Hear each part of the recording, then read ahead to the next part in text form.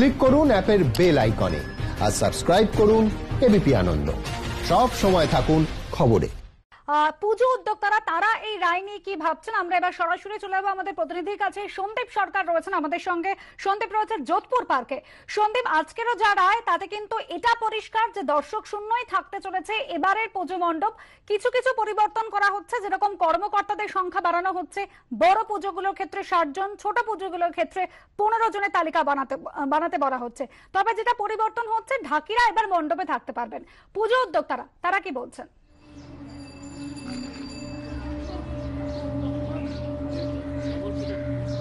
আমি এই মুহূর্তে দাঁড়িয়ে রয়েছি যোধপুর পার্কের 95 পল্লী পুজো মণ্ডপে।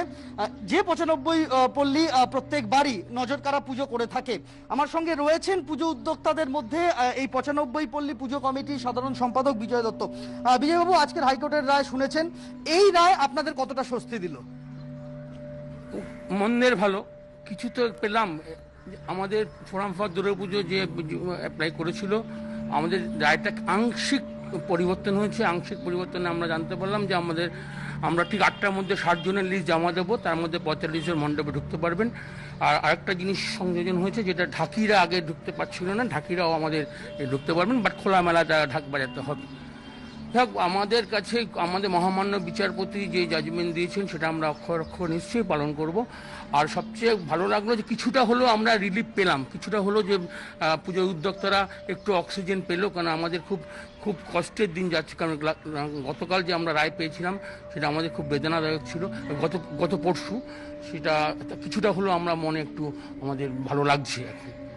এটা কি উদ্যোক্তারা যারা রয়েছেন এটা তাদের কাছে স্বাভাবিকভাবেই খুশির খবর। আমি যেখানে রয়েছি পাশাপাশি এই উদ্যোক্তাদের প্রতিক্রিয়ার পাশাপাশি একটু মণ্ডপ সজ্জা সেটাও একবার দেখিয়ে নিতে চাইবো। তুমি দেখতে পাচ্ছ যে 95 পল্লীর যে পুজো তার যে জৌলুস তা আমরা দেখতে পাচ্ছি। আমরা এই পুজো মণ্ডপগুলোর দিকে অবশ্যই নজর রাখবো। তবে এবারের যা রায়, সেই রায় উদ্যোক্তারা কিন্তু এক একজন এক এক রকম ভাবে তাদের প্রতিক্রিয়া জানাচ্ছেন। আমরা এই খবরের দিকে অবশ্যই নজর থাকবে।